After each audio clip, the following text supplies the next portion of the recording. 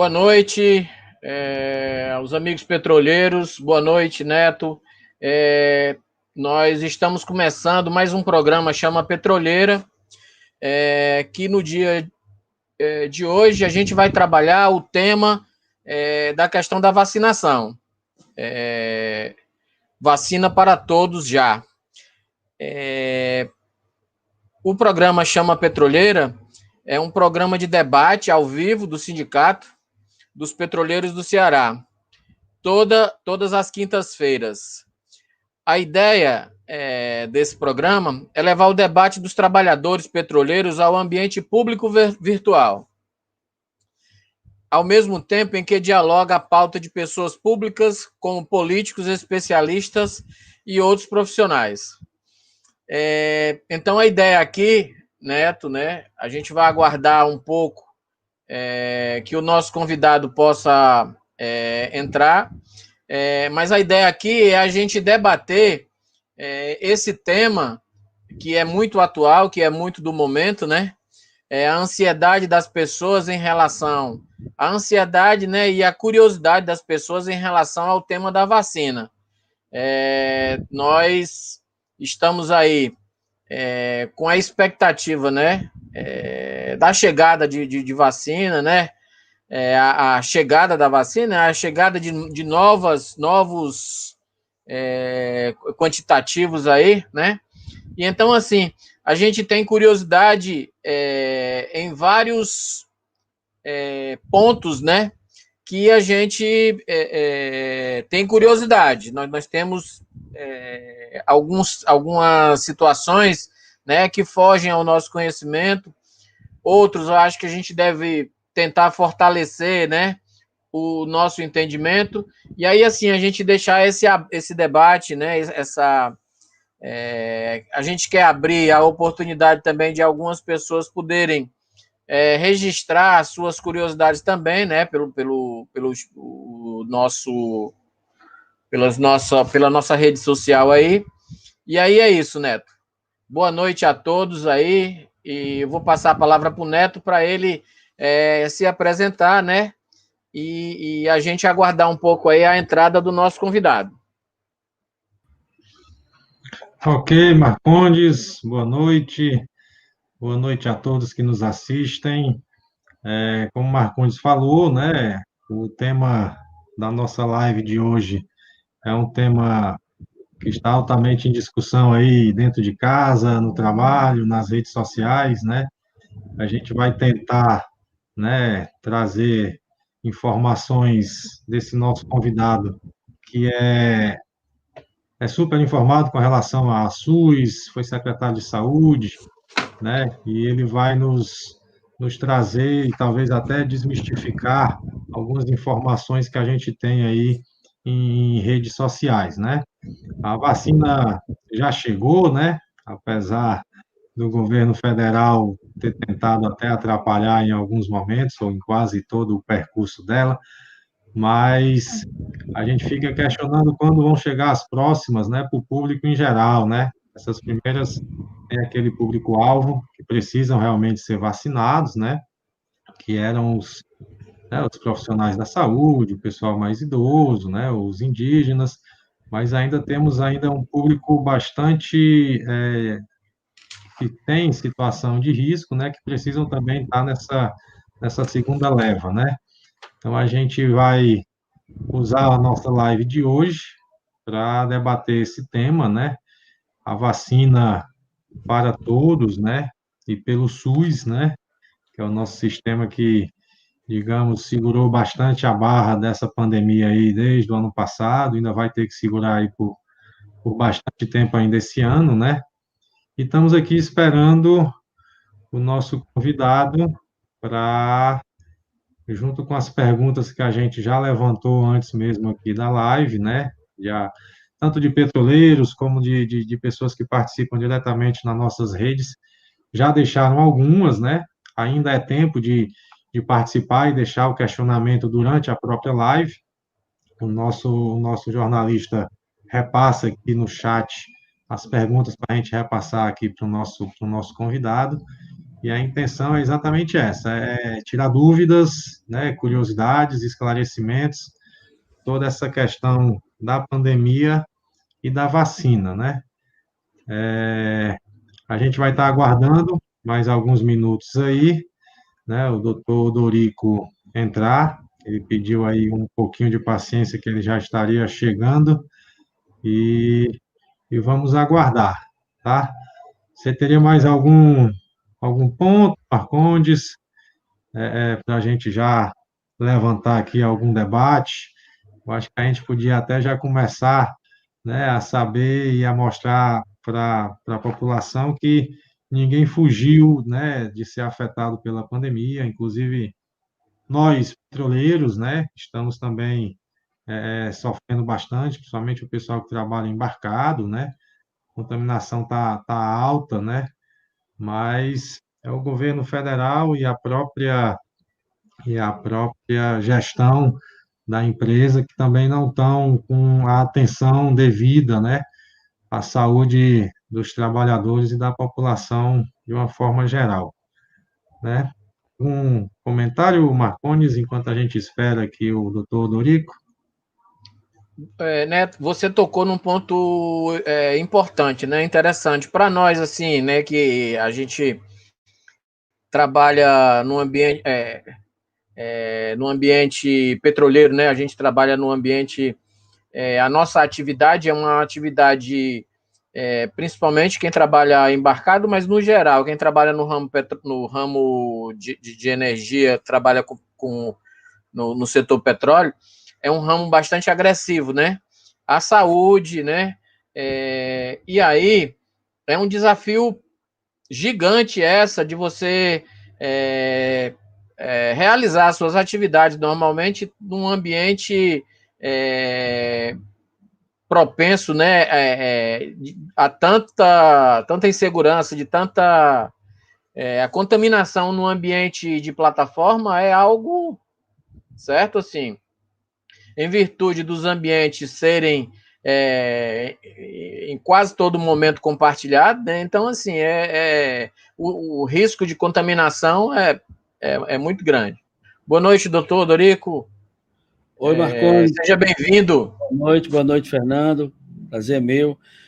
Eu peço aí as desculpas, na realidade eu estava concluindo uma banca de doutorado aqui da Universidade Federal do Ceará, eu estava como professor que estava arguindo a banca e não tem jeito, a tese de doutorado sempre se prolonga mais do que o que a gente imagina, mas estou aqui à disposição de vocês, quero agradecer o convite, satisfação e saudar a todos vocês, em nome de vocês, os petroleiros desse país, que é um orgulho nosso, a Petrobras, e fico feliz de estar compartilhando esse momento com vocês.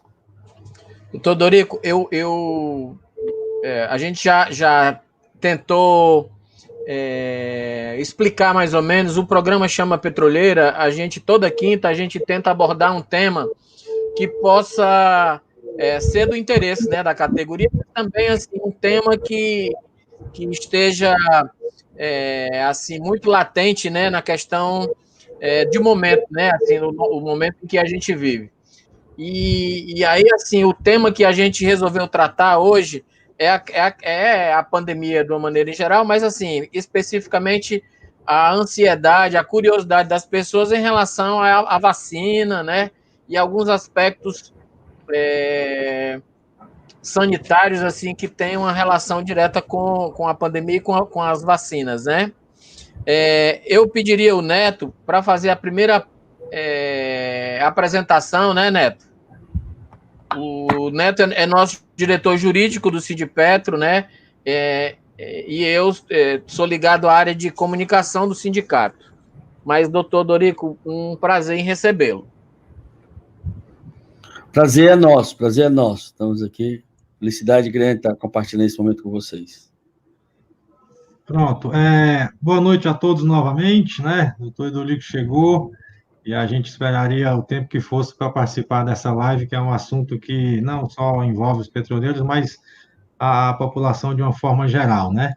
Eu recebi aqui, doutor Dorico, um histórico aí do seu currículo, a gente vai repassar aqui para os nossos participantes e ouvintes aqui do programa, depois a gente começa efetivamente aí, né, o debate, as curiosidades, e a gente já recebeu perguntas aí do nosso público, tá?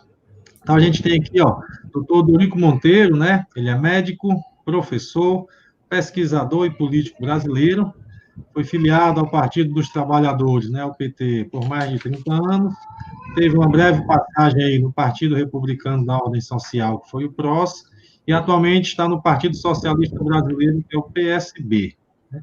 Exerceu o cargo de deputado federal, eleito para o mandato de 2015 a 2018, né, com mais de 120 mil votos, né, representando aí o estado do Ceará. Né. Antes ele tinha sido secretário municipal de saúde por 20 anos, tanto na cidade de Capuí, como Quixadá, Sobral e também aqui em Fortaleza, além de ser um dos responsáveis pela implantação do programa Mais Médicos aqui no Ceará. Né.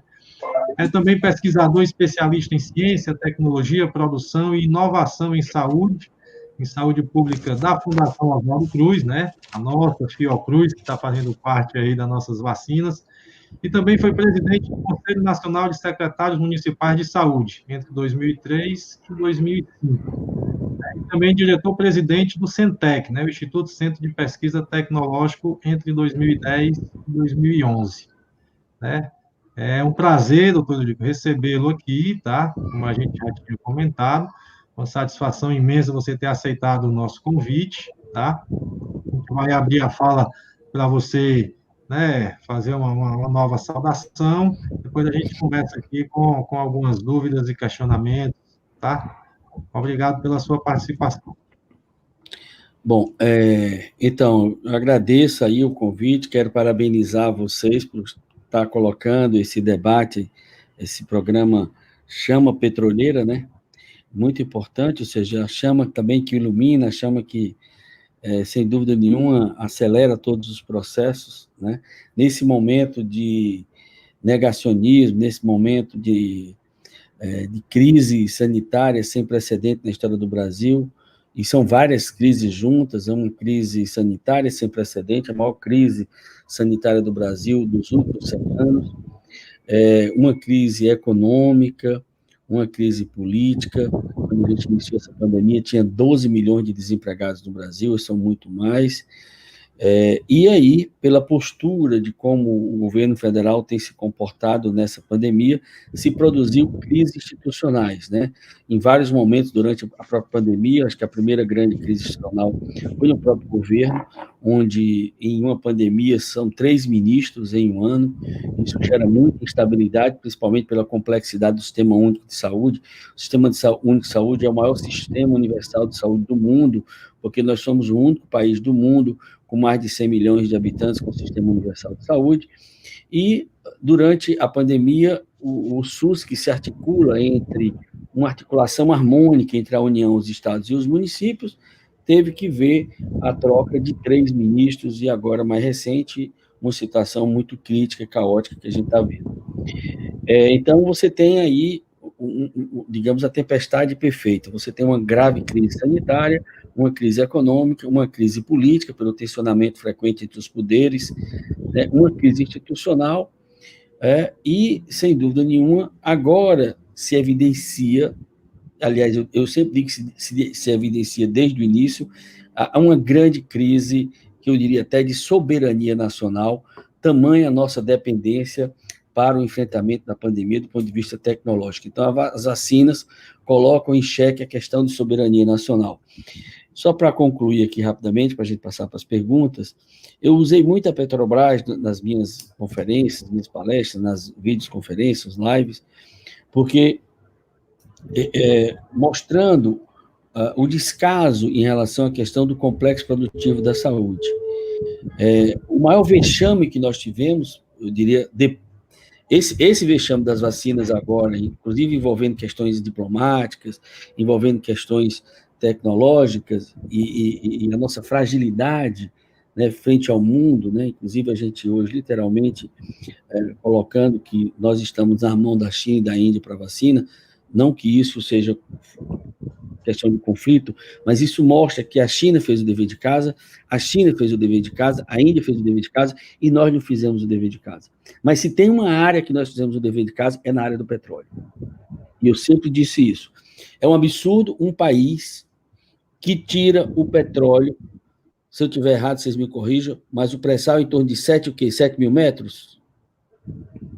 7 mil, estou no rumo? Isso mesmo. O país que tira petróleo de 7 mil metros no fundo do mar consegue produzir estruturas, né, de sondas que perfuram o pré-sal. O pré-sal é rocha, perfura rocha, vai buscar petróleo depois da rocha. Isso é uma conquista. Nós somos a maior experiência do mundo de petróleo em alto mar, com maior capacidade de tecnologia, com todas as ameaças que fizeram a Petrobras nos últimos anos, mas não consegue destruir digamos, essa grande plataforma tecnológica que conduz as grandes plataformas da Petrobras, que é a capacidade da Petrobras de produzir petróleo. Mas esse país que faz isso não produz respirador. Não produz EPI. O equipamento de produção individual, de proteção individual, os EPIs que os profissionais de saúde precisam, máscara, material, né, de protetor visual, a gente teve que trazer da China, inclusive com disputa entre governadores e a presidência da República para trazer, porque nunca se colocou o investimento no complexo produtivo da saúde como algo de soberania nacional. E agora os ataques que fazem a ciência e tecnologia para mim, uma grande ameaça para o futuro. Mas a sociedade brasileira, o povo brasileiro está acompanhando esse sofrimento e, sem dúvida nenhuma, vai mostrar que o país precisa investir. Porque na hora que você investe, tá certo? A resposta vem. O investimento que o governo de São Paulo faz no Butantan, na FAPESP, está trazendo resultados. Os investimentos que foram feitos nos últimos 20 e poucos anos na Fiocruz está trazendo resultados. São as duas fundações que produzem vacina. A Fiocruz, nós começamos a produzir vacina há 120 anos. A Fiocruz tem 100 anos. Em 1900, a Fiocruz já começava a produzir vacina para a epidemia de varíola no Brasil. Tanto é que o Oswaldo Cruz teve que enfrentar a revolta da vacina. Porque naquela época também tinha os negacionistas daquela época que queriam negar a importância da vacina. E agora recrudesce, e isso a gente tem, inclusive, chamar a atenção da sociedade.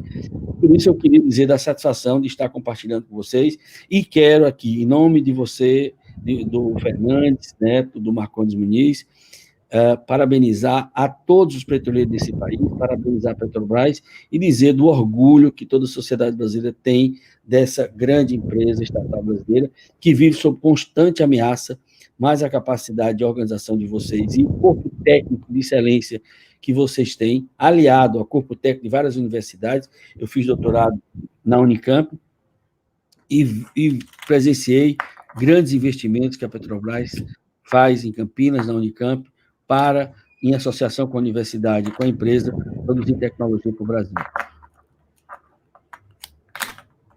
Doutor Dorico, a gente queria começar uma sessão assim de perguntas, muito que assim, para a gente tentar organizar em blocos e facilitar a abordagem assim mais do senhor. Eu diria o seguinte: a gente, pelos números, a gente já pode considerar aqui no Ceará e no Brasil assim uma segunda onda, né? Eu vou fazer umas 3 ou 4 perguntas, né? E aí assim, eu queria que o senhor abordasse um pouco a importância da vacinação, né? O que há em uma vacina, né? Assim, o que é que elas são seguras, né? Elas são eficazes, né? Assim, porque tudo isso daí, né, tá no que o senhor até já antecipou, né? Assim, essa negação vem muito, acho que, de um processo de desinformação, né? As pessoas se aproveitam para atacar, né? A parte da eficácia das vacinas e tal, aí confundir um pouco, né?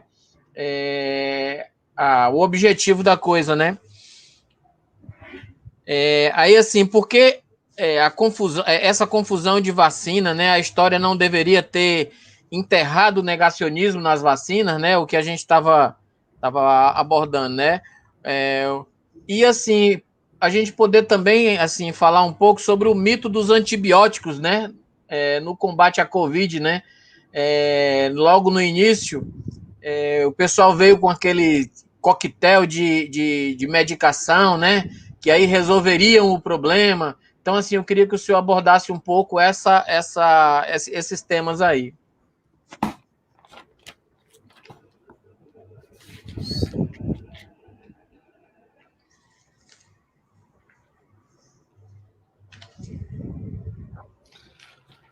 Bom, vamos lá.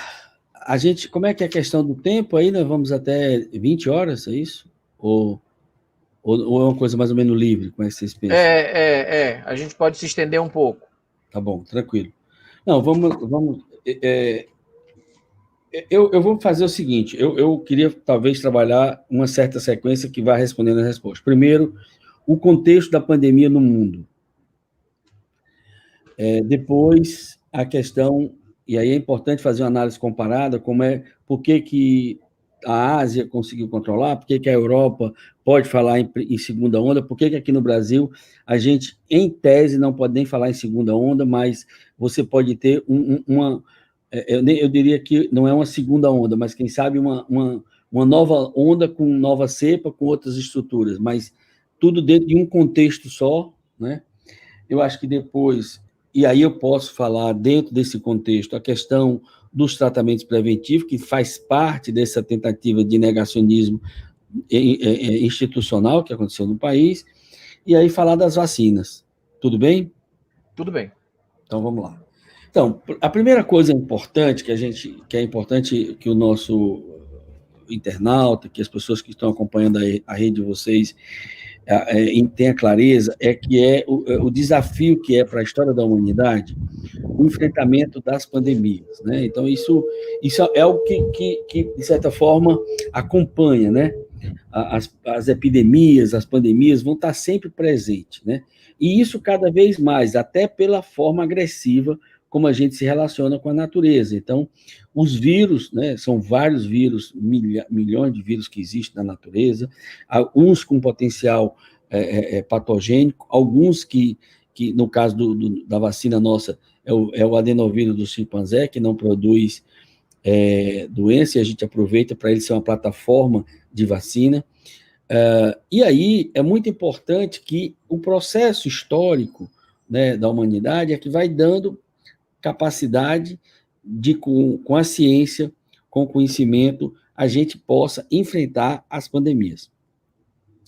Eu diria que, do ponto de vista da geopolítica do mundo, da estrutura política, nós vamos ter alguns cenários para analisar o comportamento dos países, o comportamento dos governos, da sociedade no enfrentamento da pandemia.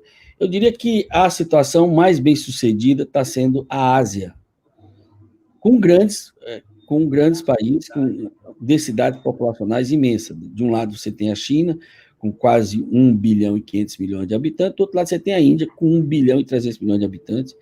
Você tem países, muitos deles com mais de 100 milhões de habitantes, a Indonésia, né, Paquistão, tá certo? O Japão. Eu diria que esses países conseguiram, primeiro, levar a epidemia a sério, fazer o dever de casa do ponto de vista farmacológico e não farmacológico. Porque para o enfrentamento de uma pandemia como essa de vírus respiratório, nós temos armas importantes. Uma que são farmacológicas, tá certo? E aí eu vou aproveitar já para falar dessa questão dos exames, do tratamento preventivo. Que o farmacológico, para o enfrentamento dessa doença, vai ser sempre as ações prescritas com evidência científica. Que, no caso, a maior terapia tem sido o oxigênio. O oxigênio é uma terapia, tá certo? Essas outras coisas que inventaram de cloroquina, de não sei o quê, de medicamento para piolho, isso não se comprovou cientificamente correto. Isso é importante porque nós aprendemos muito com essa doença.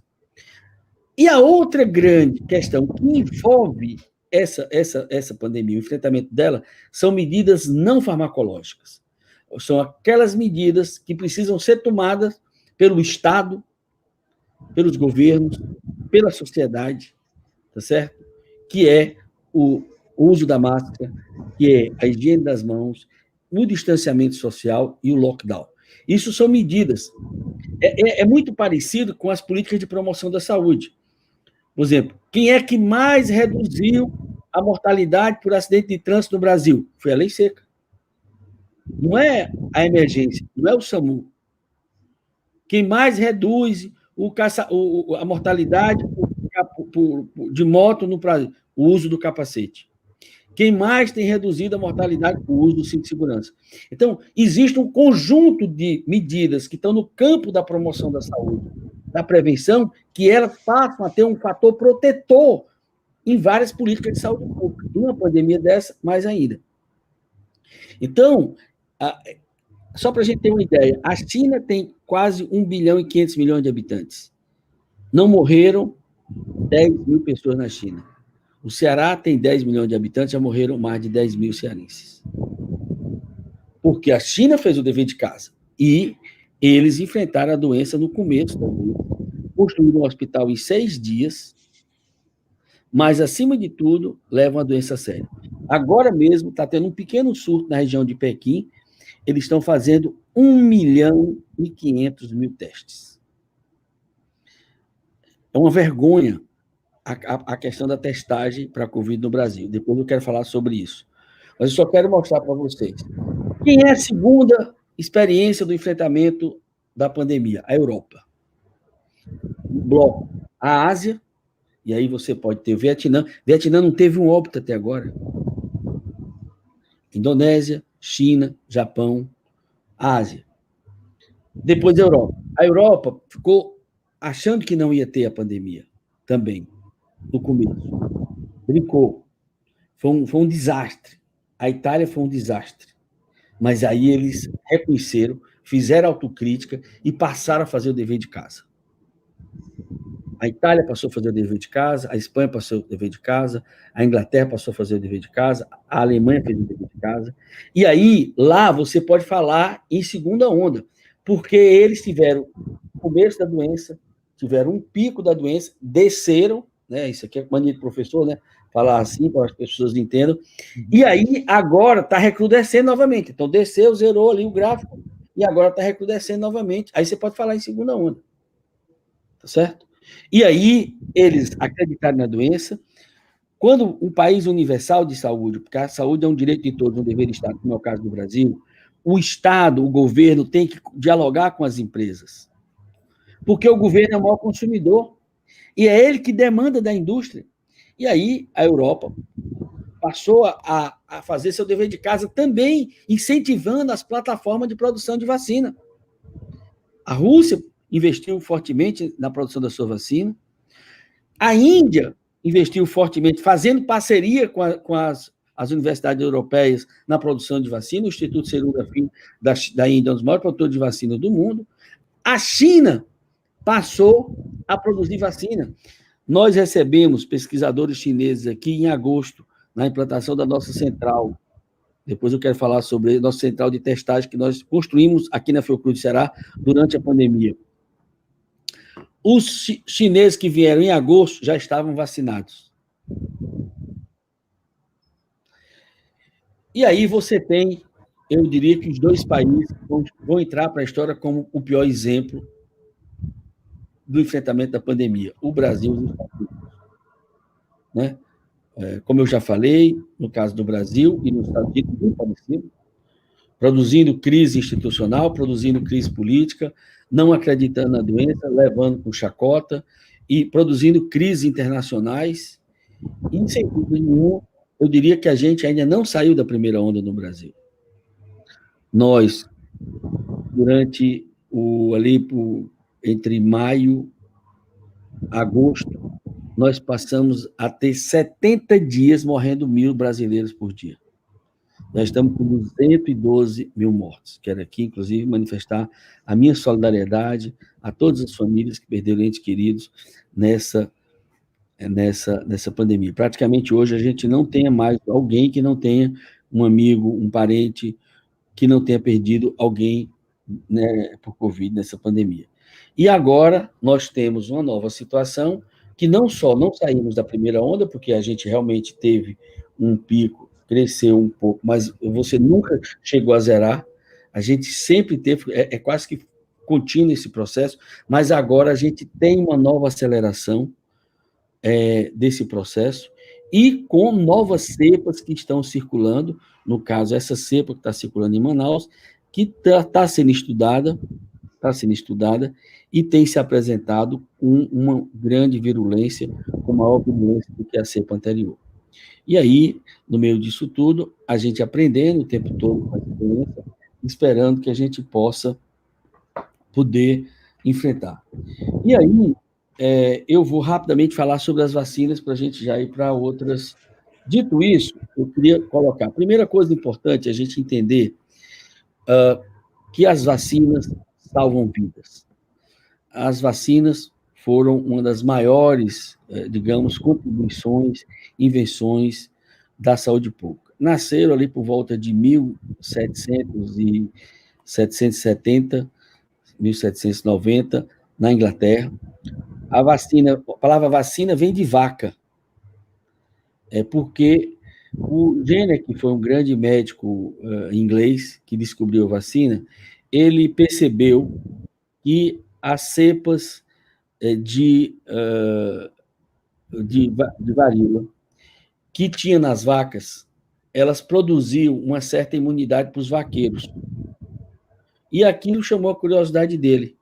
Ele pegou uma pústula do peito de uma vaca com uma variação da vacina da varíola do gado e inoculou numa criança. E percebeu que aquela criança não desenvolvia a varíola, não pegou a varíola. Então, ali ele percebeu que se pegasse aquela cepa, que era mais amena, mais atenuada, e aplicasse nas pessoas, as pessoas iam adquirir uma imunidade, ou seja, aquele contato do corpo da pessoa com aquela cepa de um vírus menos agressivo do que o da varíola, ia estimular a produção de anticorpos que ia garantir uma imunidade da pessoa para uma forma mais grave da doença. E é esse modelo, essa plataforma, que praticamente vem guiando a produção de vacinas, né, na história da sociedade ocidental nos últimos 200 anos. Cento e poucos anos, né?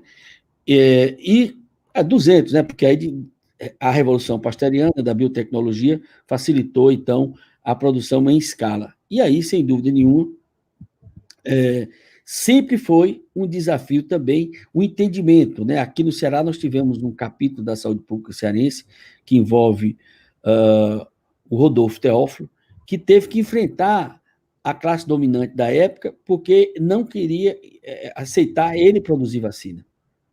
E ele, inspirado no modelo europeu, inspirado no modelo de Oswaldo Cruz, produziu vacina no Ceará, né?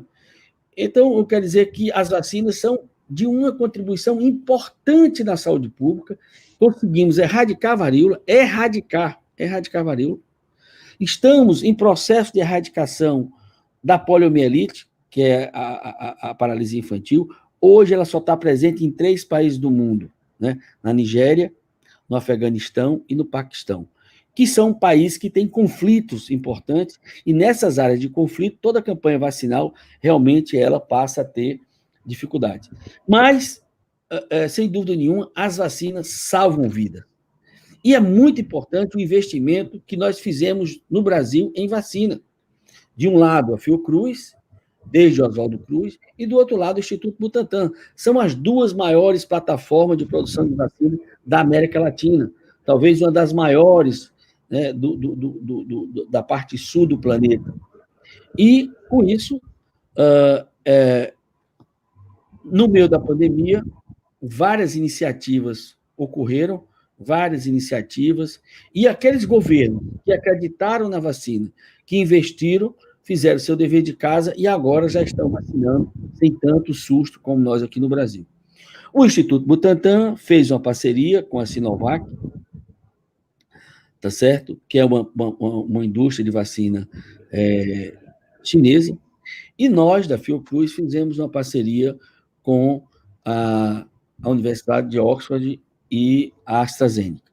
Como é que é esse processo de internalização de vacina? Isso é muito importante que o nosso internauta que esteja acompanhando aí o nosso programa Chama Petroleira, entenda que esse processo já acontece em outras vacinas.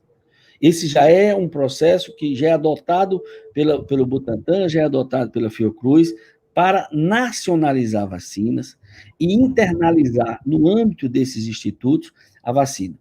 Então, primeiramente, a gente faz o acordo internacional com uma empresa internacional, no caso a Sanofi, que é muito comum ter parceria com ela, agora, com a AstraZeneca, com outras empresas, né? Nós da Fiocruz, inclusive, temos uma vacina importante que nós produzimos integralmente a vacina, que é a vacina da febre amarela. Aliás, o Brasil é o maior produtor de vacina contra a febre amarela do mundo, e eu, quando fui deputado, fui relator de um projeto que garantiu que a Fiocruz pudesse fornecer vacina para os outros países do mundo. Isso, inclusive, é uma conquista importante, e hoje a Fiocruz não só produz para o Brasil, mas ela produz também para outros países, porque praticamente só a Fiocruz que produz vacina para a febre amarela com essa escala. Aí, como é que se dá esse processo de transferência tecnológica? Primeiro, a gente compra a vacina. Então, o Butantan comprou a vacina da Sinovac, a Coronavac, e a Fiocruz comprou a vacina da AstraZeneca, Universidade de Oxford. Depois você recebe o IFA. O que é o IFA? É o ingrediente farmacêutico ativo. Aí você vai envasar aquela vacina, botar nos frasquinhos para distribuir. E depois você recebe a plataforma tecnológica para você passar a produzir o próprio IFA e vazar no Brasil. Esse é mais ou menos o cronograma, tanto do Butantan como o cronograma da Fiocruz. O Butantan já tinha recebido 6 milhões de doses, então é com essas 6 milhões de doses que o Butantan, que a Anvisa autorizou tanto o Butantan como a Fiocruz, que nós estamos começando essa campanha de vacinação no Brasil. E nós estamos aí já possivelmente recebendo aí até sábado os 2 milhões de doses do Serum da Índia, que é o instituto que é parceiro da Fiocruz AstraZeneca nesse processo. E aí tem uma questão importante. Nós precisamos receber agora o IFA tanto do Butantan para produzir a Coronavac, como a Fiocruz também para produzir a vacina da AstraZeneca. Esse IFA é que está agora, que é a próxima etapa, do ponto de vista diplomático, uma série de questões políticas envolvendo crises, e vocês sabem do que aconteceu em relação à forma como o próprio governo brasileiro tratou a China, e tem aí uma pendência diplomática que a gente espera que seja resolvido, e aí o Butantan vai receber a IFA da Sinovac, e nós vamos receber a IFA. Isso é importante, porque tanto a plataforma chinesa é feita na China, como a plataforma europeia da Universidade de Oxford e da AstraZeneca, também o IFA é produzido na China. É muito importante a gente entender isso, por isso que a gente tem a perspectiva diplomática hoje, a relação de cooperação entre os países é fundamental, porque tudo está globalizado e tudo está integrado. Tá? Então, a gente espera, né? Hoje, nós temos esse processo de vacinação que está acontecendo com essas 6 milhões de doses que foram fornecidas pelo Butantan ao Ministério da Saúde. Isso já está praticamente sendo concluído de aplicar. Infelizmente, com essas doses que nós temos aí, não dá nem para vacinar os nossos profissionais de saúde. Nós temos hoje no Brasil aproximadamente 6 milhões de profissionais de saúde, o que colocaria em torno aí de 12 milhões de doses para a gente vacinar essa população, e nós temos 6 milhões de doses, temos que vacinar os idosos acima de 75 anos, temos que vacinar os idosos que estão em instituições permanentes, temos que vacinar os profissionais que estão na linha de frente, saúde com prioridade, e a população indígena. Então, hoje, o grande desafio nosso é destravar esse processo, que a gente possa rapidamente receber IFA da China, receber as doses do Serum da Índia e receber as doses do Butantan para que a gente possa produzir em larga escala a vacina e disponibilizar para a sociedade brasileira. Só para concluir, passar para outro ponto, é que mesmo a vacina chegando, nós não podemos relaxar em relação às medidas de distanciamento social. Mesmo a vacina chegando, nós temos que continuar usando máscara, nós temos que continuar usando o distanciamento social, nós temos que continuar. Primeiro, porque a gente não sabe a virulência das novas cepas que estão surgindo. Já tem vários estudos que apontam a perspectiva, e o próprio exemplo da vacina, do nascimento da vacina, né, do Jenner lá em 1770, mostra que a imunidade de uma cepa menos virulenta pode ajudar a gente não ter a fase grave da doença, mesmo que pegue, da outra cepa. Tá? Mas no caso da vacina da gripe, por exemplo, todo ano a gente tem que produzir uma nova cepa. Temos que produzir a vacina a partir de uma nova cepa. Por isso que o idoso tem que se vacinar todo ano contra a gripe. Agora nós estamos produzindo a vacina que eles vão receber em abril, a partir da cepa que está circulando no final do ano. Então, isso é muito importante, a gente tem que ter clareza disso. E, acima de tudo, eu quero dizer que vacina salva vidas, as vacinas que estão sendo autorizadas pela Anvisa são vacinas seguras, os efeitos colaterais são mínimos e tudo deve ser motivo para vacinar. Isso é o mais importante. Evidentemente, se alguma pessoa que, por acaso, saiba que vai ter alguma alergia, são tão poucas pessoas que a própria pessoa já sabe e isso é muito importante. Nós já temos mais de 60 milhões de pessoas vacinadas no mundo e até agora não temos nenhuma perda humana em função da vacina. Pelo contrário, está já salvando vidas. Já falei mais do nome da cobra, viu, Marconi? O senhor chegou a falar da Fiocruz e do Butantan, mas assim, eu faria uma indagação ao senhor em relação ao OMS e a cooperação, né, sobre COVAX, né, o pacto, né, o acordo para produção, né,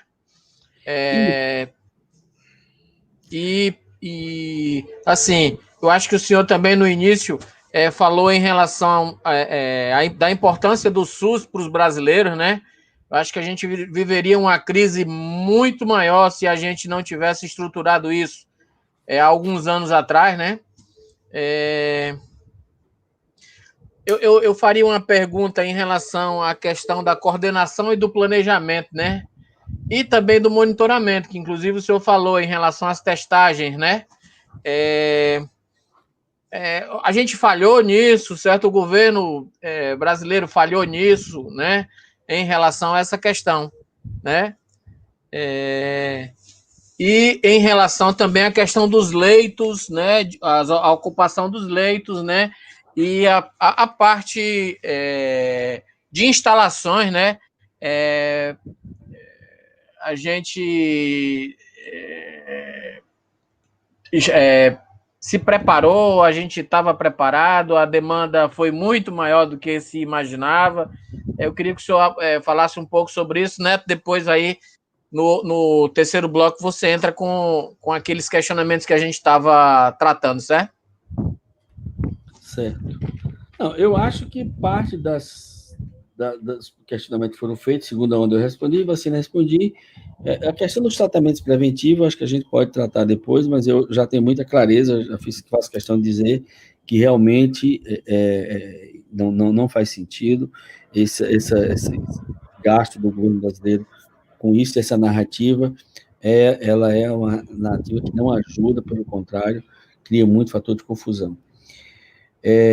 Eu queria falar um pouco sobre isso que você falou da questão da OMS, tá certo?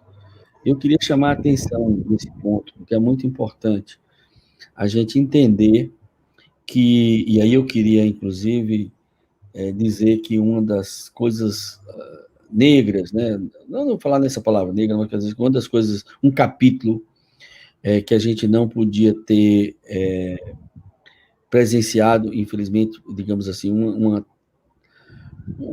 algo que foi produzido que eu acho que trouxe um prejuízo para a história, foi a forma como o governo americano tratou a Organização Mundial da Saúde. E aqui eu quero dizer que ontem o novo presidente, Joe Biden, dos Estados Unidos, fez a justiça quando colocou os Estados Unidos de volta à Organização Mundial da Saúde, colocou de volta ao Acordo de Paris, né, e outras medidas que para a gente são muito, digamos assim, começa a gente poder respirar um pouco da democracia no mundo. Por que eu estou falando isso? Porque a Organização Mundial da Saúde, desde o início dessa pandemia, tem cumprido um papel importante de avaliação, de acompanhamento, de observação, de produção científica. E, no meio desse processo, a própria Organização Mundial da Saúde fez uma mobilização dos países, e isso é muito importante, para garantir que o maior número de países fizesse um grande consórcio mundial, global, para que pudesse disponibilizar vacina para todos os países, porque o grande desafio das vacinas é o custo da vacina. Você não produz vacina com qualquer custo. E nós temos que colocar a vacina à disposição de todos os países do mundo, os ricos e os pobres. Certo? Então, o governo americano, ele esnobou todo o processo, jogou 2 bilhões na Moderna, que eu acho que é uma coisa correta, mas ele não pode se omitir pelo papel que os Estados Unidos têm no mundo, de aí passar a polarizar com a Organização Mundial da Saúde, por uma polarização política com a China, e sair da Organização Mundial da Saúde. Isso foi um desserviço. Acho que essa é a palavra que eu poderia... Foi um desserviço ao mundo, o que o ex-presidente da República, o Trump, fez em relação ao OMS, que, graças a Deus, foi restabelecido ontem, num dos primeiros atos do Joe Biden. A Organização Mundial da Saúde nasceu em 1948, logo ali no começo do pós-guerra, tá certo? E é uma das coisas mais importantes, inclusive brasileiros importantes, como o nosso grande sanitarista Paula Souza, que foi o sanitarista que fundou a Faculdade de Saúde Pública da USP, foi um dos instituintes da Organização Mundial da Saúde, e ela tem um papel importante de fazer esses pactos globais para garantir acesso a toda a população do planeta às medidas de saúde pública, entre elas vacinas. É importante ressaltar isso. A AstraZeneca abriu mão dos lucros da vacina produzida pela AstraZeneca, e a Universidade de Oxford abriu mão dos royalties para tornar a vacina mais barata e acessível. E a vacina que nós vamos produzir na Fiocruz, à medida que a gente possa garantir a produção para o país, a outra produção que a gente vai produzir para os outros países vai ser com um custo mais baixo, tá certo? Para todo mundo, porque isso é muito importante. Então, o fato do Brasil não ter entrado no início do consórcio, isso foi muito ruim, porque aí nós ficamos na rabada e com acesso a poucas doses. Isso foi muito ruim. Então, todo esse processo, né, do governo negar a pandemia, do governo negar, dizer que é uma gripezinha, negar que a pandemia é grave, que mata, que produziu crises, que comprar cloroquina, essa ausência de uma articulação nacional do SUS, né, porque o SUS é tripartite, envolve a União, os estados e os municípios. O processo de judicialização do comportamento do governo federal, precisando o STF fazer uma súmula, um acordo dizendo que compete aos governadores e prefeitos a condução da pandemia, isso foi muito ruim, porque quebrou esse pacto tripartite do SUS. Porque no meio da crise sanitária, você cria uma crise institucional, você cria uma crise política. Então, isso atrapalhou muito o Brasil, inclusive na conversa, no diálogo com todas as empresas. O Brasil era para ter colocado o Butantan de um lado, a Fiocruz do outro, chamar todas as empresas que estavam avançadas em plataforma de vacina do mundo, botar para dialogar e adotar todas as vacinas possíveis no Brasil. Porque, entenda, é muito importante isso para a população, Marcondes e Fernandes. Talvez esticando tudo que a gente possa esticar, de produção, ampliação de novas fábricas. Você não consegue produzir uma fábrica dessa do dia para a noite. A gente, talvez, eu já vou aqui esticando, a gente possa produzir esse ano, durante todo o ano, todas as fábricas do mundo juntas, 4 bilhões de doses. 4 bilhões de doses só imuniza 2 bilhões de pessoas. O mundo tem 8 bilhões de pessoas. Então, é muito importante a gente entender que nós vamos ficar esse ano ainda com vacina e com isolamento social. com vacina e com máscara, com vacina e com medidas de lockdown em alguns casos. Tá certo? Então, isso é muito importante que a gente entenda. Por quê? Porque a capacidade instalada no mundo inteiro ainda, tá certo? Não é suficiente para que a gente possa ter vacina para toda a humanidade esse ano. Agora mesmo, a AstraZeneca, que tem na Bélgica a sua maior fábrica de produção de vacinas, ela está, inclusive, reduzindo a produção na Bélgica, porque está ampliando a fábrica. Tá certo? Então, esse é um jogo o tempo todo. Então, houve uma má condução do governo federal, péssima, né? É uma tragédia sanitária dentro de outra tragédia, a forma como o governo tem conduzido a pandemia no Brasil. Com isso, você está judicializado. Então, é o STF que cobra o plano de vacina. É o STF que exige a organização. E no meio de tudo, briga entre o governo federal e os governadores. Então, isso tem trazido, sem dúvida nenhuma, um descompasso muito grande. E aí foi muito importante, porque os governadores mostraram que na hora que o governo federal entrega a vacina, a coisa flui. Rapidamente, nós temos uma mega rede de postos de saúde nesse país, nós temos uma mega rede de salas de vacina, quero aqui aproveitar e saudar a todos os trabalhadores e trabalhadoras das salas de vacina desse país, as enfermeiras, os enfermeiros, os técnicos de enfermagem, que cumprem um papel fantástico na estruturação das salas de vacina desse país afora, e dizer que na hora que o governo faz a sua parte, os estados e o município fazem a sua, e a gente viu isso rapidamente, a vacina foi entregue, tá certo? Ocupação de leitos. Qual é o problema?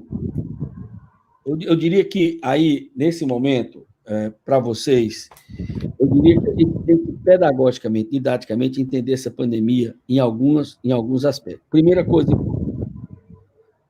a coisa mais importante é entender que a pandemia envolve questões farmacológicas e não farmacológicas. Repito, o que é farmacológico? É tudo aquilo que envolve assistência médica, é tudo aquilo que envolve hospital, é tudo aquilo que envolve internação de UTI, é tudo aquilo que vai envolver testagem, é tudo aquilo que vai envolver vacina.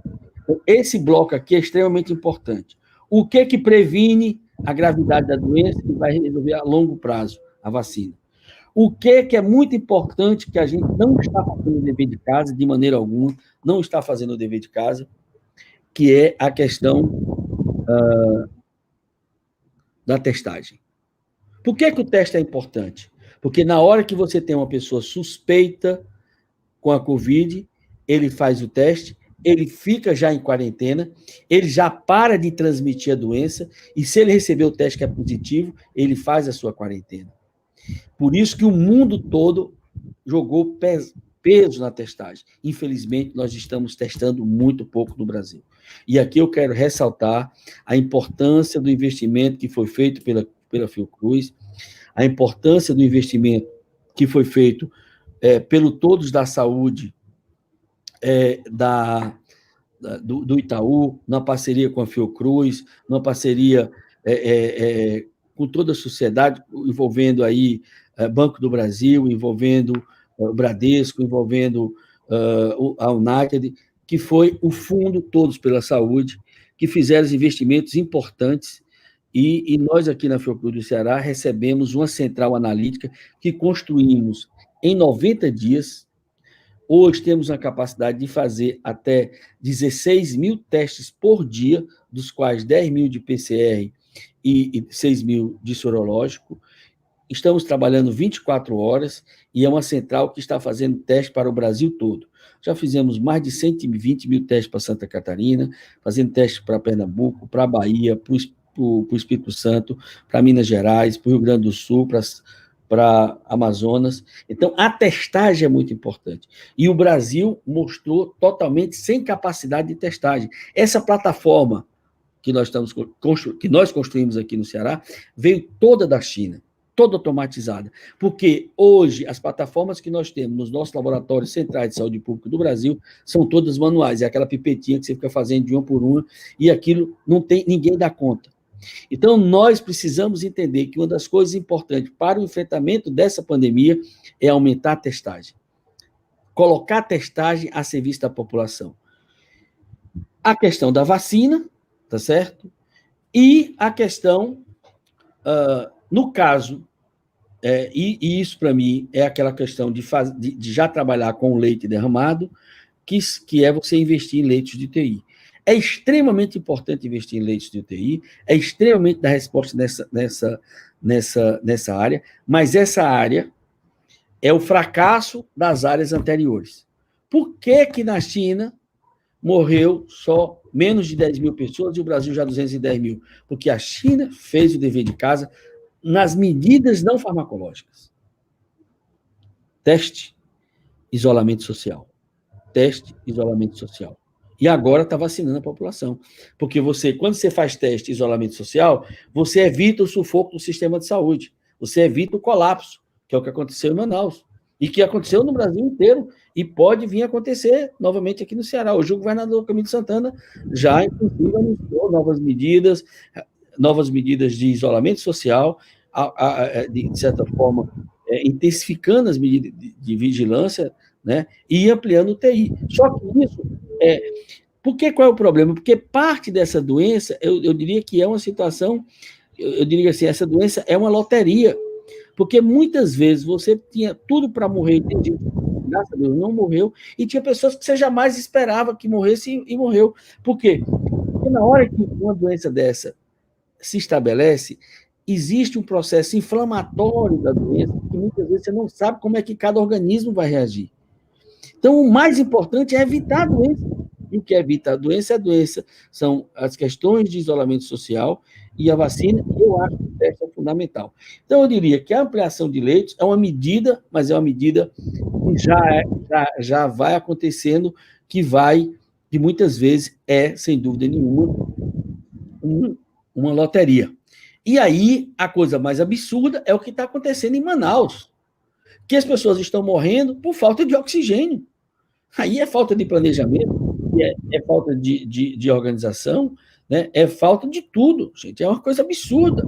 Isso é um crime de lesa pátria. Então, eu estou aqui indignado, né, com essa situação de que a gente está nesse país e a gente não sabe o que pode acontecer nos outros, porque daqui a pouco, como é que aconteceu a primeira pandemia? Ela aconteceu nos bairros, digamos, de classe média alta, que era o pessoal que vinha da Europa, que vinha dos Estados Unidos, e o pessoal que estava se aglomerando nas festas e tal, e isso foi rodando o país inteiro. Começou por Manaus, o Ceará, depois Minas Gerais, que não ficou no primeiro momento. Eu nem falo de ondas, eu falo de momentos, porque até agora nós temos uma onda só no Brasil com vários momentos.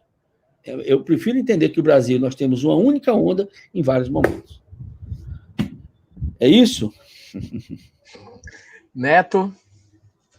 Pronto, boa noite novamente aí, doutor Dorico. Eu já tinha separado algumas perguntas e também chegaram outras aqui, né? O nosso tempo está chegando em 1 hora, mas a gente vai ter que extrapolar aí um pouquinho para esclarecer aqui algumas coisinhas, tá? Você falou da testagem, doutor, e a gente, como petroleiro, a gente fazia alguns testes, né, antes de trabalhar, que era aquele teste rápido que saía na mídia que existia o famoso falso negativo e tal. Queria que você abordasse melhor sobre esses tipos de teste, né? Qual a eficácia realmente, né? Se todos eles são testes, né, importantes, né? A diferença entre os testes existentes, né? Eu queria que você também desse a sua opinião com relação aos dados, né, que a gente tem de números aí de Covid, tanto de infectados como de mortos. Dizem, né, alguns especialistas que eles são abaixo do que estão sendo divulgados, né? Eu mesmo conheço pessoas que ficaram doentes, mas que não foram a hospitais, nem a postos de saúde, conseguiram se recuperar em casa, então não entraram aí na contagem, né? Estão falando também de pessoas que foram reinfectadas, né? Alguns meses depois, é um novo tipo de vírus, essa vacina que está aí já contempla, né, se for realmente um novo tipo de vírus, uma nova variante do vírus, a imunidade das pessoas vacinadas, né? E uma outra pergunta também, que vem muito da sociedade científica é com relação, é possível mesmo, e a gente quase que está provando de que foi possível, uma vacina ser criada e testada e já colocada para ser utilizada em tão curto tempo como a gente presenciou, esse de 2020 para cá, né? E para a gente finalizar aqui, uma outra abordagem com relação, a gente viu que o governo federal diminuiu bastante aí o investimento, né, com pesquisa científica e tecnológica, né? E esse investimento, com certeza, vai afetar aí, por exemplo, Fiocruz, talvez, Butantan, né, e as universidades que fazem todo tipo de pesquisa, né, que é importantíssimo, como a Petrobras, como você falou no começo, que investiu muito em pesquisa e realmente conseguiu, né, o sucesso em praticamente todas elas. Então, eu queria que você abordasse essas perguntas aí, para ver se a gente consegue finalizar. Fernandes, por favor, repete para mim só a segunda. A primeira foi Pronto. teste. A primeira dos testes, a segunda da questão da reinfecção, né? Que diziam que a pessoa já pegou, não vai pegar mais, a gente viu que teve gente que já pegou novamente, né? Se isso é um novo tipo de vírus, se a vacina vai estar, digamos assim, contemplando se é realmente uma nova variante desse vírus aí, né? A questão dos dados, se a gente acha que esses dados são abaixo do que a realidade poderia estar mostrando, né? Tanto de infectados como de mortes, né? E as outras duas, a questão da vacina de ter sido feita de forma tão rápida, né? E a questão da preocupação com a redução drástica aí de investimento na parte de pesquisa científica e tecnológica, né? Acho que em 2015 eu levantei aqui em torno de quase 14 bilhões investidos nessa área e agora em 2020 baixou para 5. Isso vai impactar futuros desenvolvimentos de institutos como o Butantan, a Fiocruz e o próprio SUS? Aliás, eu estou devendo aí uma resposta ao Marcondes, agora que eu me toquei, que é a questão do SUS, tá, Marcondes? Eu vou falar sobre isso, que esse aqui é meu mantra de vida. Eu sou cria do SUS, defendo o SUS, vivo o SUS. Mas vamos aqui rapidamente para a gente perceber aqui, entender um pouco essas questões aqui, né? Acho que uma coisa importante, a questão dos testes, né? Marcondes, Fernandes e todos que estão nos acompanhando aqui nas redes sociais de vocês, né? Nós temos 2 tipos de testes importantes para essa questão da Covid. Um teste é aquele que detecta o vírus. Nós temos o SWAB, que você colhe no nariz direito, no esquerdo e na garganta, e nós, lá na Fiocruz, temos também uma parceria com a China, que você colhe só na garganta.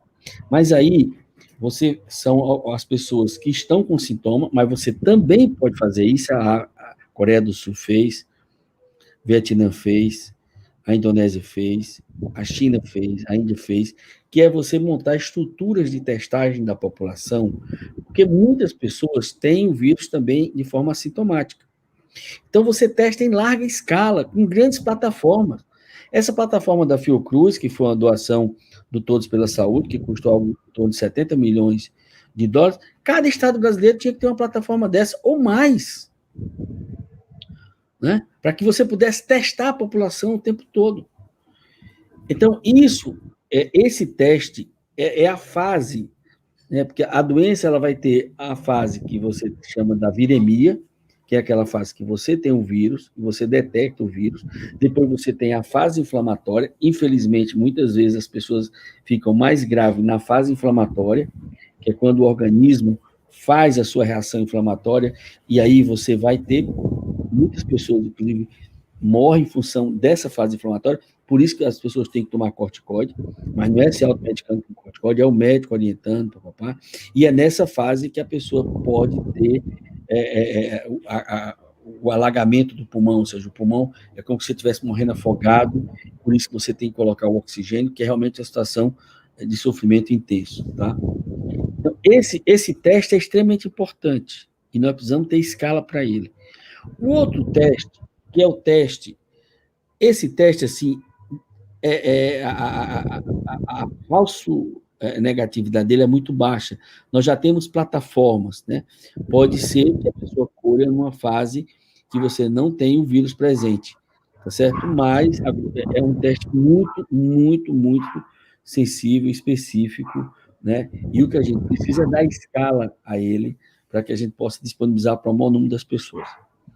O outro teste é o sorológico, é aquele que vai detectar que a pessoa já teve a doença e você tem a IgG, que é uma imunoglobulina que a pessoa tem, que ela vai estar presente no sangue, tá certo? E diz que a pessoa já teve contato, tá? Com a doença, pode ter tido sintoma ou não, tá certo? Esse teste e aí você tem várias formas de fazer esse teste. O que a gente adota na Fiocruz é o que você colhe o sangue, né? Você colhe. E aí você tira e você leva para o laboratório nosso padrão, né, que a gente chama, que é um padrão ouro, que é uma das melhores, é uma plataforma americana, na Fiocruz nós temos duas plataformas. Essa do RT-PCS, do nariz e da garganta, é chinesa, e a do soro é americana. E as duas são importantes. Agora mesmo, o Ministério da Saúde, OPAS, Fiocruz, IBGE, nós vamos estar coordenando, né, vamos estar fazendo os testes de uma grande amostra nacional, de 600 mil amostras, distribuídas pelo IBGE, para saber como é que está a situação das pessoas em relação à prevalência de quem tem já soro com imunoglobulina, que já teve a doença, tá? Que é o IgG. Então, isso é muito importante, esse exame sorológico. O teste, qual foi o grande problema, né, daquele momento que você estava fazendo o teste do dedinho? Primeiro, ele realmente, os testes de sangue periférico, nesse caso, eles se mostraram, digamos, com pouca especificidade. Então, realmente, você tinha a situação de falso positivo, né, principalmente falso negativo, a maior quantidade, e isso trouxe um fator de confusão. Mas isso tudo, maior parte disso, foi a falta de uma coordenação nacional desse processo, porque você define as pessoas que fazem um tipo de teste, a pessoa que define outro, e você criar plataformas nacionais de produção de testagem. Nós fizemos a nossa unidade na Fiocruz em 90 dias, começamos de 30 de maio, 24 de agosto ela já estava funcionando. Tá certo? Então, isso é muito importante, e é quem está fazendo teste para o Brasil. Então, os testes são importantes, e aí o que a gente tem que ter é uma política de testagem. Né? É um processo relativamente complexo, mas sem grandes problemas, porque você tem que colher o teste, colocar num sistema chamado GAL, que a pessoa recolhe lá e bota, leva para o laboratório. Aqui tem que transitar no laboratório em várias fases, e depois você tem que saber que aquele SUAB que chegou gerou um pocinho, uma placa com 96 pessoas, que lá no final, aquela plaquinha daquela pessoa e vai ser positivo ou negativo. É um processo complexo. Só para você ter uma ideia, entre o exame nosso começar e terminar na Fiocruz, muitas vezes são 5 horas para um único exame. Só que a gente faz vários exames ao mesmo tempo, né, porque é tudo automatizado, cada plaquinha tem 96 exames, aí você faz várias placas ao mesmo tempo, e a gente consegue fazer até 7.500 exames hoje por dia, desse do PCR, e o do sorológico a gente consegue fazer até 6.000. Então, eu diria que a questão, todos os exames, qualquer que seja ele vai ter sempre o que a gente chama de uma especificidade, uma sensibilidade, e ele pode ter realmente um grupo de falso positivo e falso negativo, mas ele tem que estar associado a uma política de testagem. Não é você, entendeu? Como você não teve essa coordenação, a pessoa vai na farmácia, faz o exame, vai na outra farmácia, faz o exame, e muitas vezes isso não tem a eficácia e a eficiência do processo do exame. Isso precisa ser coordenado como uma política pública. Essa é a questão que eu tenho batido muito. Olha, eu acho que a questão, todos os dados estão mostrando aí, em relação à questão do Brasil, é que realmente a nossa mortalidade por Covid vai ser muito maior do que os números que estão apresentando, que já são alarmantes, né? Já são alarmantes. Nós temos um grande sistema de informação de mortalidade infantil no Brasil, de mortalidade, de informação de mortalidade. Realmente, eu acho que os dados estão aí, já são por si só alarmantes, mas qual é o problema? Nós testamos muito pouco. Como a gente testa muito pouco, você tem muita subnotificação de casos, e em caso de Manaus, as pessoas estão morrendo em casa. Aqui em Fortaleza, no pico da pandemia, muitas pessoas morreram em casa. Teve agente de saúde que chegou na casa da pessoa, abriu a porta, estava a mãe e a filha morta dentro de casa. Porque, às vezes, a doença ela ataca de forma muito grave, dependendo também da carga viral, né? Então, tem sim subnotificação, tanto de casos, como tem subnotificação de morte. E mesmo assim, os números já são desastrosos e alarmantes. A gente está quase, vai entrar 9 milhões de casos no Brasil. Eu acho que, na pior das hipóteses, pode multiplicar isso por 4 ou por 5. É possível, tá certo? Porque você tem muitas situações assintomáticas e a gente está testando muito pouco. Nova variante é uma realidade. Hoje, eu nem tive tempo de ler ainda, mas vou ler daqui para de madrugada. Saíram várias publicações aí das novas variantes da África do Sul, a variante da Inglaterra, do Reino Unido, e, com certeza, o que está acontecendo em Manaus também é uma nova variante, né, que a gente tem que se debruçar sobre ela, e, infelizmente, já chegou no Ceará. Então, nós já temos vários casos de pessoas que vieram, e, assim, a coisa os depoimentos são os mais, digamos assim, tristes possíveis. Então, teve gente que saiu de Manaus, já com a doença, veio de avião, para se tratar aqui no Ceará. Então, no trajeto, ela deve ter se contaminado e contaminou várias pessoas no avião. Teve gente que veio de carro para se tratar aqui. E teve gente que veio de lá e se contaminou lá e chegou aqui e contaminou outras pessoas. Então, nós já temos óbitos no Ceará, isso já estamos estudando, se debruçando sobre isso, relacionado a casos mais recentes de pessoas vinculadas a casos no Amazonas. Então, é possível que a gente esteja aí. Já, inclusive, a Secretaria de Saúde do Estado deve ter publicado hoje, eu estava acompanhando, não li ainda, mas já publicou uma nova recomendação para teste de pessoas que estão vindo, onde possíveis novas variantes estejam acontecendo em relação à pandemia, tá certo? Então, isso é outra coisa.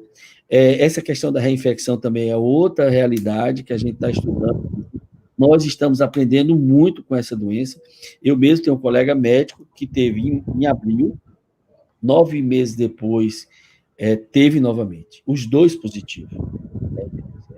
Por quê? Porque depende muito da carga viral. Pode ser que você tenha tido uma infecção, que a carga viral seja pequena, ela produziu uma imunogenicidade, mas depois essa imunidade cai, produzida, e aí você tem uma nova janela que você pode ter novamente a doença, essa questão toda. Então, por isso que as pessoas que já tiveram a doença devem se vacinar. Então, é uma pergunta. Quem já teve a doença, se vacina. Se tiver vacina e você estiver na fase da vacina, deve se vacinar. Então, isso é muito importante. Pergunta, por que a vacina em prazo tão curto? É muito importante essa pergunta, eu sempre gosto de falar sobre ela. A primeira vacina e a segunda foram quase 50 anos. E depois ficou ali entre uma vacina e outra 50 anos. Mais recentemente, as últimas estatísticas colocavam o surgimento de uma vacina com 5 anos. Mas as plataformas tecnológicas para a pandemia, elas foram estressadas com muita capacidade. Hoje nós temos mais de 250 estudos no mundo sobre vacina para a Covid. 200, tá certo? Já chegando a 250. E temos aí pelo menos uns 10 que estão nessas fases já de aplicação, que deu certo, deu sucesso. A Pfizer BioNTech, alemã americana, a nossa da AstraZeneca, a da Moderna. A Moderna é uma startup de Boston que produziu a vacina quase que no final de semana, lá em Boston, a meninada danada. Assim que a China forneceu o mapeamento genômico do vírus, eles rapidamente já estavam com muita plataforma tecnológica. Hoje é muito importante vocês entenderem que existe hoje um cientista, e na Fiocruz nós temos vários, inclusive aqui no Ceará temos vários grandes cientistas que trabalham com bioinformática. É o cientista que estuda, que pesquisa uma molécula no computador, com grandes bancos de dados, com muitas estruturas de proteína, de desenho, e ele sai construindo, e isso ajudou muito a construção dessas vacinas. Aí, essa fase da molécula, né, a Fiocruz, no caso da AstraZeneca, aproveitou uma plataforma que já produzia de adenovírus de chimpanzé, é muito parecido com a plataforma da Sputnik, Gamaleste, tudo Gamalé da Rússia. No caso da vacina da Sinovac, foi o vírus atenuado, da Moderna foi o RNA mensageiro, da Pfizer foi o RNA mensageiro, por isso que tem uma nova desenho, inclusive, de refrigeração, de estabilidade do vírus, que também eles superaram. Ou seja, essas plataformas todas, elas conseguiram fazer em um ano com tanta rapidez, por mérito e o investimento feito nessas plataformas. Quais são as fases de uma vacina? A vacina tem mais ou menos a seguinte fase. A fase mais importante é o que a gente chama de pré-clínica. Não é mais importante, mas é uma fase importantíssima, que você vai... Primeiro, você tem que estruturar a molécula, ter o modelo da molécula, que é aquilo que vai, a partir do mapeamento genômico, no caso do vírus, entender como é que é o vírus, como é que no caso do coronavírus, são aquelas espículas que fixam o vírus, que garantem a reprodução dele, e aí você vai estruturar a molécula. Depois você tem que testar essa molécula em animais, é o que a gente chama de estudos pré-clínicos. Depois, você vai fazer na fase 1, que você vai testar em pessoas sadias, para você saber principalmente a toxicidade da vacina, a biodisponibilidade, a equivalência dela no organismo, a bioequivalência, e aí você vai começar a estudar a segurança dela. Então, muito importante, e o que ela produz como reação. No caso da vacina também, em muitos casos, aconteceu a associação da fase 1 e da fase 2. O que é isso? É a fase que você coloca em alguns milhares de pessoas. E aí você cria, por exemplo, no caso, 20 mil pessoas que você acompanha, 10 mil vai receber o placebo e 10 mil vai receber a vacina. E essas pessoas vão estar em contato na sociedade, vivendo, e depois você vai avaliando o nível sorológico de produção da doença. E aí você vai estudar aqueles que tomaram a vacina, como é que foi o comportamento sorológico, aqueles que tomaram o placebo, como é que foi o comportamento sorológico, e com isso você vai estudando a eficácia da vacina, tá certo? E ao mesmo tempo a segurança da vacina.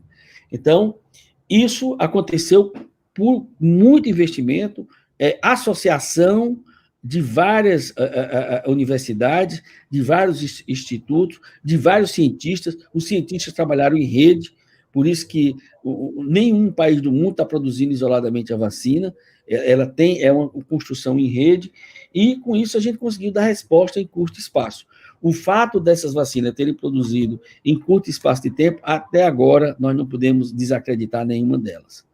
Ou seja, na hora que a Anvisa realmente autorizou, domingo, o uso das vacinas, foi motivo de grande emoção para todo mundo, a gente ficou acompanhando, isso foi uma coisa muito importante para o país.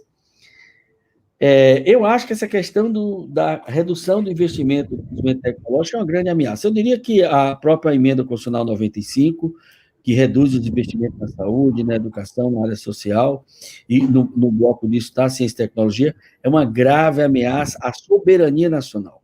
Nós temos que entender que a questão da ciência e tecnologia, o investimento no complexo produtivo da saúde hoje, é uma questão de soberania nacional, tá certo? Então, eu acho que é uma grande ameaça.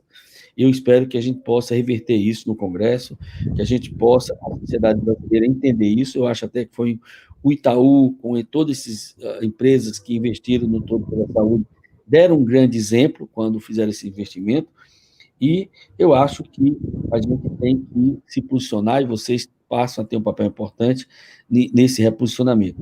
E fazer um esforço que a Petrobras se consorcie com essas iniciativas de investimento na ciência e tecnologia. É muito importante que a Petrobras, por exemplo, produza uma central como essa, aplique recursos numa central dessa, por exemplo, onde, nos estados que vocês têm grandes plataformas, não custa nada a Petrobras doar uma plataforma dessa, 70 milhões, tira parte do lucro, investe nisso, inclusive faz negociações, é importante. Eu acho que fazer, inclusive, um esforço de que o estado do Rio de Janeiro, que tem uma situação crítica, o estado do Espírito Santo, a Bahia, né, onde vocês têm grandes investimentos, eu acho que é importante isso, as próprias refinarias do ar. Então, esse é o momento que a gente tem que sensibilizar a sociedade brasileira para cada um fazer a sua parte no enfrentamento da pandemia. A questão do SUS, eu acho que o SUS é uma grande conquista da sociedade brasileira. o SUS é uma das maiores conquistas, né, da sociedade ocidental, como o Sistema Universal de Saúde. Nós somos o único país do mundo com mais de 100 milhões de habitantes com o Sistema Universal de Saúde.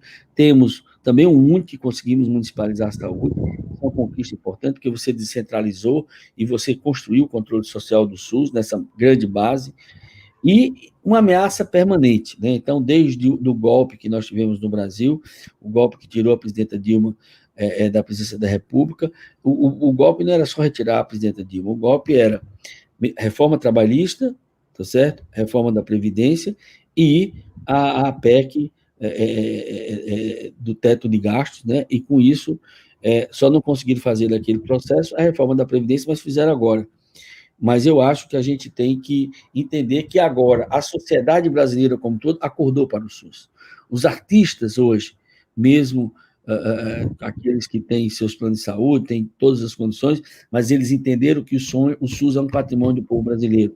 Então, a sociedade brasileira entendeu que é o SUS que está salvando vidas a todo momento.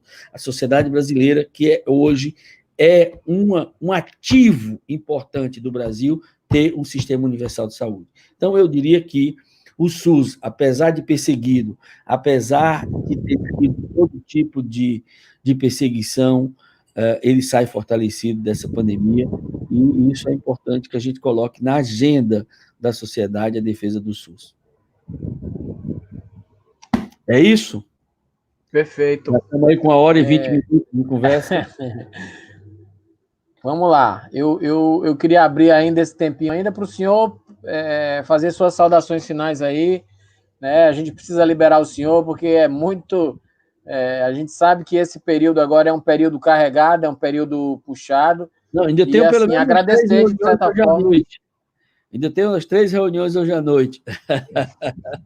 Inclusive, eu quero aproveitar aqui e fazer um comercial, porque eu estou apoiando a chapa 2 do Sindicato dos Médicos, é uma chapa de oposição, e ainda quero hoje conversar com os companheiros e as companheiras, como é que está a nossa campanha. Se vocês tiverem aí na base de vocês algum colega médico, façam campanha para a nossa chapa 2, que é uma chapa que o próprio nome já diz, médicas e médicos em defesa da vida, da ciência e do SUS. Eu não preciso dizer mais nada, que vocês sabem com quem nós estamos enfrentando do outro lado, né? Então, os que negam a vida, os que negam a ciência, os que negam o SUS, né? E nós temos esse desafio agora de que a gente possa enfrentar nessa campanha aí dos sindicatos médicos e que a gente possa fazer essa campanha. A outra coisa, bom, estou à disposição de vocês, eu vou fazer essas considerações finais e dizer da satisfação de ter compartilhado esse momento aqui com vocês. Eu, como deputado federal, sempre estive ao lado da Frente Nacional dos Petroleiros, né? A Frente Nacional, né? Uma grande mobilização que vocês fazem sempre, o tempo todo. A luta nossa em defesa da Petrobras tem que ser constante, porque as ameaças, os interesses do grande capital, essa coisa da geopolítica do petróleo não é uma coisa fácil. Nós estamos o tempo todo na mira nessa briga, nessa guerra, e hoje nós temos o orgulho da Petrobras e temos que estar o tempo todo lutando e defendendo esse grande patrimônio nacional, que é também da soberania nacional do povo brasileiro, que é a Petrobras. E me colocar à disposição de vocês, depois, se vocês quiserem fazer uma visita ao nosso Fiocruz aqui no Eusébio, é uma satisfação, um prazer muito grande, e estamos completamente abertos à parceria com vocês em todos os sentidos, tá bom? Um grande abraço. Saudar todos que estão aí nos acompanhando nas redes sociais de vocês. Um abraço. Agradecer, doutor Dorico. Fique à vontade. Sempre que tiver alguma campanha, alguma coisa, conte com a gente também para divulgar.